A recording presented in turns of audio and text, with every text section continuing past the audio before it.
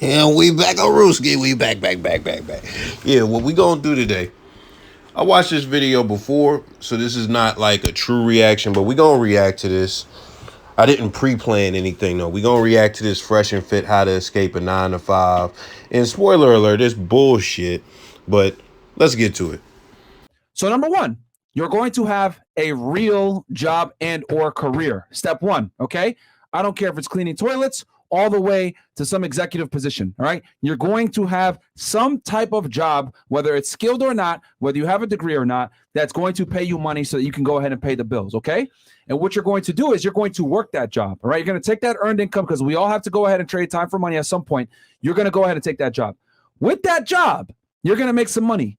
You're going to do your best to live way below your means. You're going to be a minimalist. I need you to be like me, wear your fucking same clothes all the time, have, nothing too fancy, and basically save 90% of your money, right? Save as much of your expendable income. Keyword, after your bills are paid, the expendable income that you have left over, you save that, okay? You're going to save that money. And as you work this job and you save that money, you're going to also do independent research on a side hustle. So I gotta stop here because we're about to get to the bullshit, but I wanna highlight that is great advice right there. Get a job, regardless what you're trying to do. Get a job, save the income, live below your means so you can save a big chunk of that income and stack it up. There we have it. That's great advice. I give Myron credit for that. Understand, okay? So you're gonna be working your job during the day, then you're gonna be saving money, then at night, you're gonna be on the internet researching side hustles, whether it's YouTube automation, it's Amazon, it's drop shipping, it's content creation, it's being a manager, social media, whatever the hell you want to do, you are researching it actively. You understand? Keyword actively, motherfuckers, while you're working this regular job. Now, once you figure out what you want to do, let's say, for example, it's like, I want to do YouTube automation. This seems pretty cool. I want to do this, right? You go ahead and you find a mentor, right? That does that, whether it's you saw the episode with Dave or you find someone else, because there's a bunch of people that do YouTube automation. You're going to go ahead and list out every single person that teaches this stuff from the scale of 1 to 10. And you're going to go ahead and do maybe a free consultation, maybe join one of their free masterminds, etc. Because a lot of the times they have free workshops, right? Yeah, I'm giving y'all so much sauce right now. With these internet marketers, they have free workshops 9 out of 10 times, which is typically an upsell. Go ahead and join into those free workshops and figure out what they're actually offering and what they're willing to teach. Now, I'm going to try and not go in too crazy yet because I'm positive there will be a point where I really go in, but this is what's going on. This is where I disagree at. Side hustle, I feel like, because side hustle is a certain term and you'll be searching for certain terms and stuff like that. Side hustles, in my opinion, get you side hustle money. What you want to look into is something that will be a lucrative business for you if you are going to do this. You can look into a side hustle, but when you look into side hustles, expect side hustle results. I feel like you should look into what skills you have, what you're good at, and then find something in alignment that you can make a business out of. If that's what you're just, if you want to air quote, escape the rat race. So that's the first thing. Fuck the side hustle shit. But this is the second thing. He mentions YouTube automation and drop shipping, all this shit. All of this shit is bullshit. These are oversaturated industries. And I'm just going to go to the third part of this, which is find a mentor. I do agree that finding a mentor is a noble thing to do. It's a great thing to do. It's an advantageous thing to do. But this is the thing about the lane of things he just mentioned. All of these people are course sellers. They are course sellers. They are more focused on trying to get money, selling you information, than actually focusing on, running a successful business. And you go to them and you say, look, I see you have a successful business. I would like to get information from you and be under your tutelage. And I'll do an internship for you. I'll provide whatever value I can to, try and soak up some game and get some information from you. No, these are not figures you're going to because they have a successful business. These are figures you're going to because they're telling you they have a successful business because they want you to buy their course. There's a big difference between somebody who is teaching and selling courses versus somebody who is actually just doing and doesn't really offer that type of shit. I will get into the details of that later, but read between the lines, take a few guesses of why there's a difference while you watch the video. Once you have your eyes set on a potential mentor, you have the money saved up, you're still working your job over here. Now it's time to actually pull the trigger, right? And jump into that course. Now, it's very important that you understand that once you spend the money, you need to spend time and you need to pay attention. That's why I tell you all the time, pay for a mentor. Why? Because when you pay money, you start to pay attention. All right. Once you do that, take the teaching seriously, go through the modules, apply what the fuck they teach you. A lot of you guys will go ahead and get a coach, etc., and they'll tell you do X, Y, Z, and you guys will only do Z, or you only do Y, and you wonder why you're not getting the X, Y, Z money that you should be getting. It's because you didn't do X, Y, Z. You only did Y. You only did Z. You only did X sometimes. No, it's got to be all the fucking time. All right. So again, recap on here. Now let's just get into the meat and potatoes of this shit. This is basically what it is.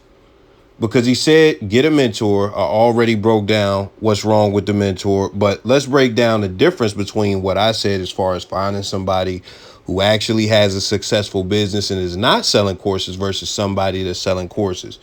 I think it's self-explanatory. If the guy has a successful business and his focus is on running a successful business, he's validated through having that successful business. When we talk about these guys selling courses, what they are, they're salesmen. Just flat out, point blank, period. They are salesmen. There are a lot of people who sell courses that actually don't have successful businesses to back them up. This is a fact. I'm going to give you one example. When I was doing the beat selling shit and I was selling beats, there was a guy, and I was real young. There was a guy who specialized in selling courses on how to sell beats. There was one fucking problem. Everything is transparent as far as how the market works. There are top charts. You can see who's winning. You can see who's selling. The top guys in the industry, as far as online beat selling, they weren't selling courses. They weren't giving anybody information or game. You couldn't pay them for shit. They had no lane for you to get game from them. But those are the guys that are killing it. This guy is nowhere on the charts. He doesn't have a page. He can't point to his success. But what does he do? He fabricates the shit. He tells you that he sold on his previous pages hundreds of thousands of dollars worth of shit, but you can't find any of the previous pages. He won't say the names of the previous pages. He doesn't do this shit anymore. What does he do? He's rich. He's rich and he's making all this money, not because he's a great beat seller, not because he's very successful at what he's trying to teach you to be successful at. No, it's just because he's selling courses. He is really hitting a pain point that affects everybody and makes this shit one of the biggest online industries, which is selling information, but not just selling information on how to make money. Making money affects us all. Making money affects us all. Everybody wants to be rich. So that is an easy pain point for motherfuckers to poke, for motherfuckers to exploit, because at the end of the day, if you can make it sexy, if you can make it look good, if you make a motherfucker feel like they can be successful taking your advice, you could sell them. You could sell them. And you could fabricate proof. I mean, I have more examples other than that with the beat selling shit. There was somebody I exposed in one of my other videos and stuff like that. And he was stealing other people's sales screenshots and using them as his own to sell courses. Now, this is just in the beat making spirit. This is shit that I am highly aware of. And I know you might think, oh, well, niggas ain't make. Listen, niggas is making 300,000, 100,000 selling beats and stuff like that. And it's not a lot of people. That's the thing. It's a very small percentage. But guess what? The barrier to entry is fucking low. I'm giving you some real game right now that none of these niggas online is going to give you. When the barrier to entry is extremely low, that is going to lead to oversaturation. Oversaturation. And guess what? The people who are highly successful, they're not selling courses. They're not giving out the information. Why aren't they giving out the information or selling courses? Because they can't afford to have more competition that knows their secrets. Because trust me, they have secrets that the public doesn't know, that you're not going to find in any course. That's just what it is. And that's what gives them the competitive advantage in extremely saturated markets. So when you look at something with a higher barrier to entry, that's something where you're actually going to, he's talking about investing in a mentor and shit, and I believe in that shit and all that shit, but you got to find the right guy. But if you invest into a business that has a higher barrier of entry, you're more than likely going to face severely less competition. You'll still have competition, but severely less. And it's more than likely going to be more lucrative out the gate if you do the shit right than any of that low barrier to entry shit you were going to have to spend years building. Now, I know I'm going, but the whole point of that, let me come back and just get outside of the beat selling shit and some of the shit I just said. A lot of these guys online are frauds. And check this out. Remember, I said the pain point is that they are teaching you how to get money. There have been charlatans when it comes to this stuff on TV in the 90s and 80s who got exposed. But when this internet shit popped off, it just got so crazy that anybody could sell this shit and anybody could do this shit. Ty Lopez is one of the biggest people teaching people this stuff. And Ty Lopez is in a whole nother country and got fraud cases now. Ty Lopez was giving you the 67 steps, but nowhere in the 67 steps did it say commit fraud to get the guap. And that's one of the biggest mentors on this motherfucking app, on the internet, period. But forget all that. You got people like Spencer Cornelia and CoffeeZilla and probably even some other pages that specialize, and I'm so glad they came out. I'm so glad this niche came out. They specialize in exposing fake gurus. And you would think, oh man, these cats dedicated their life to hating. No. It's legit. You look at somebody like Jake Paul who had that shit happen. Everybody knows the shit that happened with Jake Paul and them NFTs and people not getting their money back and him going at CoffeeZilla and shit like that. And I forget the name of it, but that's the type of shit that goes on the internet. A lot of this shit, when it comes to the getting money shit, is predatory. So when you tell people to go and research a side business, find mentors who have free seminars and free fucking PDFs and shit like that, and invest $10,000 into it, you are setting these motherfuckers up for failure. You're setting them up for failure. And it's not because they don't do everything in the course. It's because the course is full of bullshit that is not going to get you ahead in a competitive market. That's what it is. The information be bullshit a lot of the times. That's just what it is. We're going to continue. Guess what's going to happen when you start the side business? Oh, magical thing. Those bitches and those dates and all that social time that you used to have, it's gone now, nigga. It's gone. It's gone.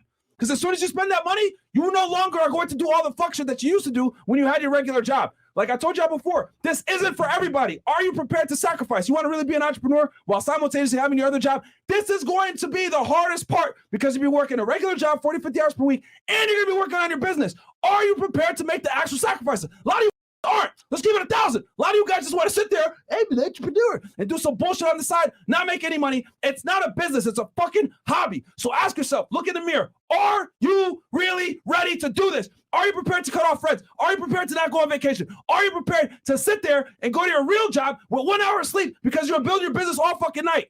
I was. That's how the fuck I did it. I told y'all I was a federal agent, arresting fucking criminals while simultaneously running a fucking fitness business. I had no social life at that time, but it's okay because I'm here now because I made that sacrifice. Are you ready to make that sacrifice? This is what no one is going to fucking tell you.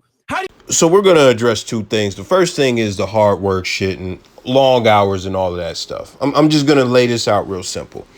If you invest your time working hard and putting in gut busting hours and all that shit, pause, into the wrong activities, into the wrong business, into the wrong shit,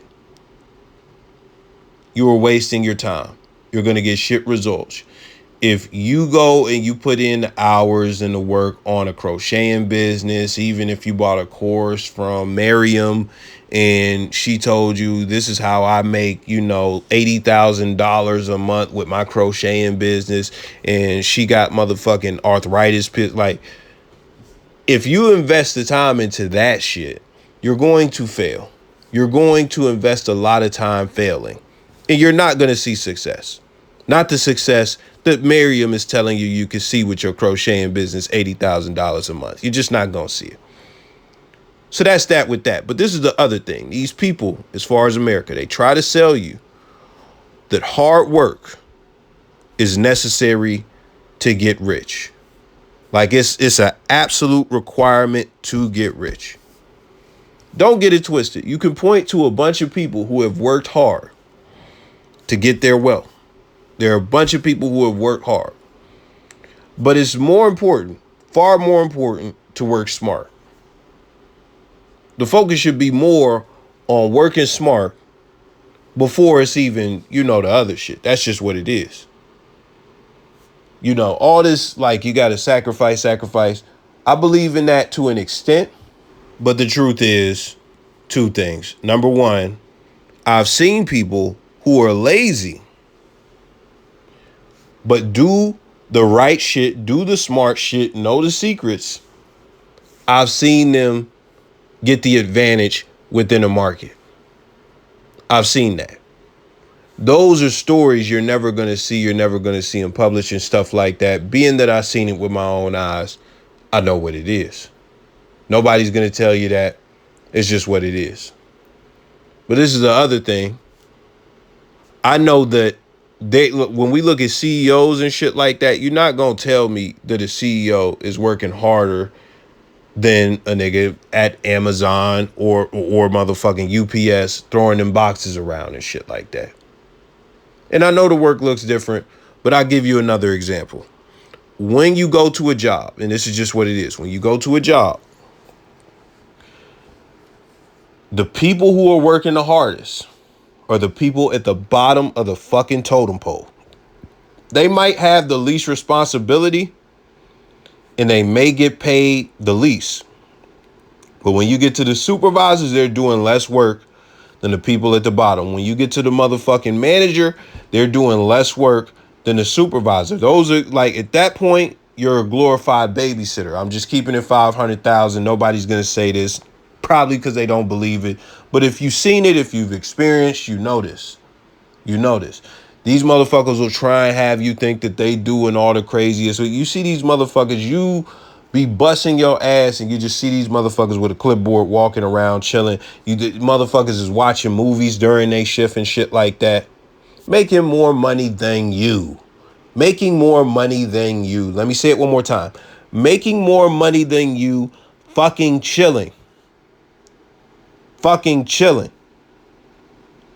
And you gonna tell me the further you go up the ladder in court, because there's another motherfucker from out of state who comes to each one of the fucking locations and checks on the manager and the director, make sure they doing what they doing. Yeah, they have work. Yeah, they have responsibilities and stuff like that. But you are fucking smoking dick if you think that they are working harder than the motherfuckers busting their ass and busting their backs up, throwing them boxes. That's just what it is. So we get that out the way. I don't think that's debatable. I honestly don't. I know you guys be looking at like Gary Vee and the Hermosis and people, all this hustle culture shit and stuff like that, where motherfuckers is doing that. I think that shit is just sexy shit that they like. It helps them sell the shit, and these motherfuckers actually really like to work. And then even then, they would rather do that work than employ other people to be responsible. I've seen Layla Hermosi say that herself. Like, you know, she has issues hiring people to do certain things because she doesn't trust people with certain tasks. That's just what it is. You know, she's had to grow into that. And even then, she teaches other business owners to do that shit as well. But I think that shit is sexy. And if they really wanted to kick back, they could get other people to be responsible for certain tasks that they do. They just choose not to because they like doing them. And on top of that, they trust themselves doing them. But I like when you look at these, like the Shark Tank niggas, I highly doubt that they live in a Gary Vee lifestyle where they just going crazy all fucking day and just nonstop working 18 hours a day. Like, fuck out of here, bro. And even there, past the Shark Tank, I don't think most CEOs had that type of lifestyle either. So we got that out the way. That's what it is. Now, the last thing I want to talk about is Myron, as far as Myron giving this advice. And it's very funny to me. It's very funny because when I look at this is an example, a prime example of somebody giving you advice that they never followed. Now, as far as the working hard, Myron works hard.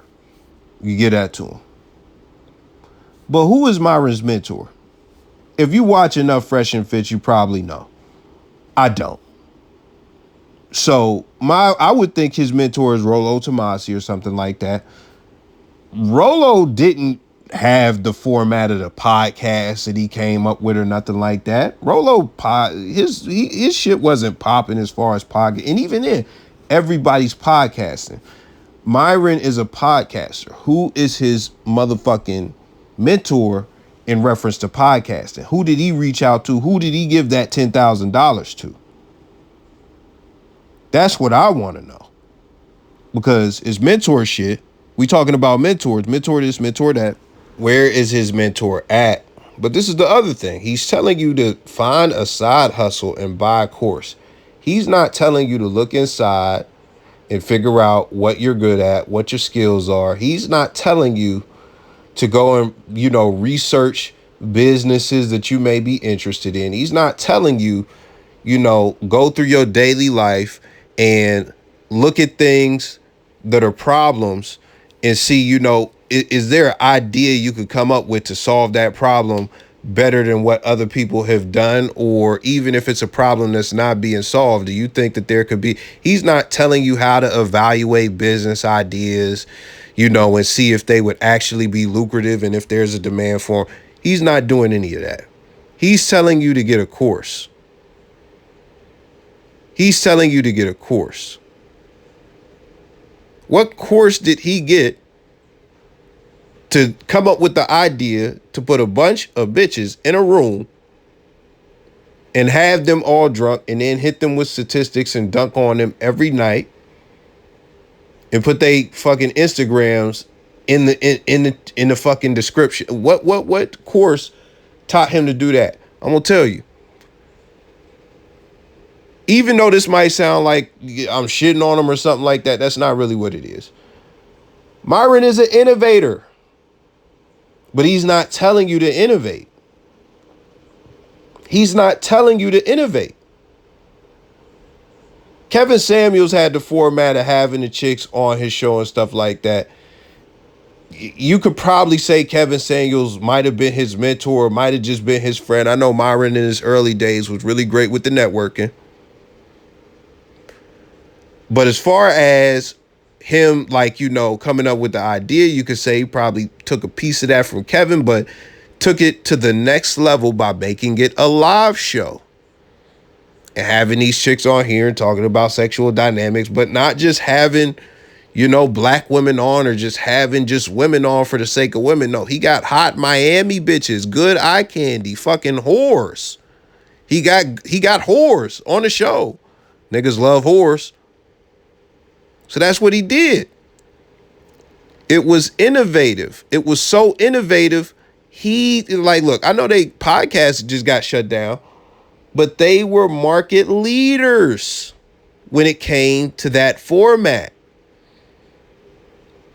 When you look at the whatever podcast, when you look at Finesse, you know, what I forget the name of Finesse channel, but when you look at any table where it's like 2 to 3 dudes, you could even say 1 in some cases, but it's a bunch of babes, and they talking about or debating about sexual dynamics between men and women, relationship dynamics between men and women. That's Myron. Myron created that format. Myron created that podcast format, and everybody from Pearl to, like, you know, the Daily Wrap Up crew and, you know, all these other platforms, they ran with that format. So he created something that was gonna have that has demand, and he created a whole lane for it. And guess what? He was first.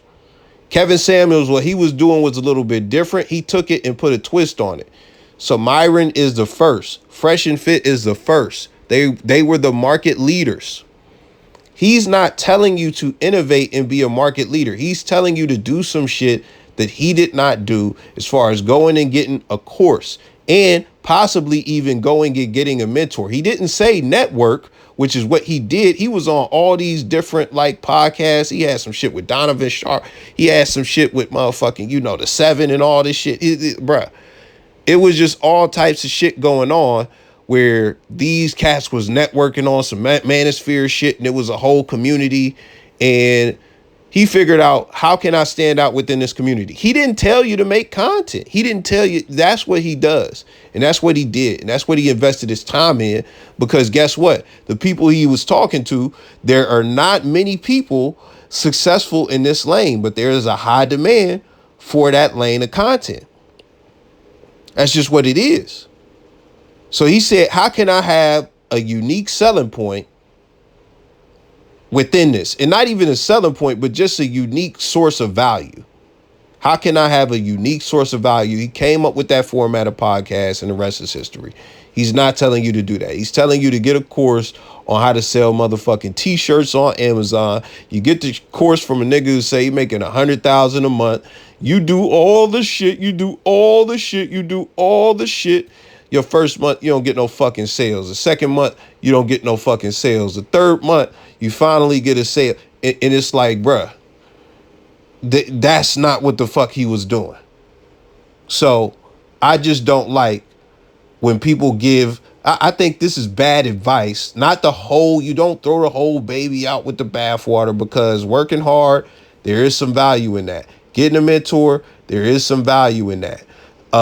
Saving and living below your means and all that shit, there's value in that. So as far as the video, most of it is valuable, but the core of this whole shit, getting out of the rat race, is going to be what business you create. Because a side hustle, fucking mowing grass, like just with a lawnmower or whatever, fucking like shit that you would really consider a side hustle, like that's not going to get you out of there. Now, if you decide to make a carpentry business or landscaping or something like that, then you may be in there.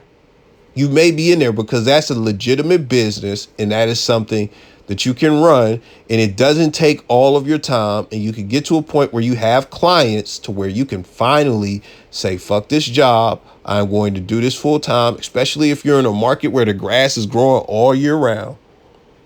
That's just what it is. So with all of that being said, I'm done. You know, let me know what you think. I'm out.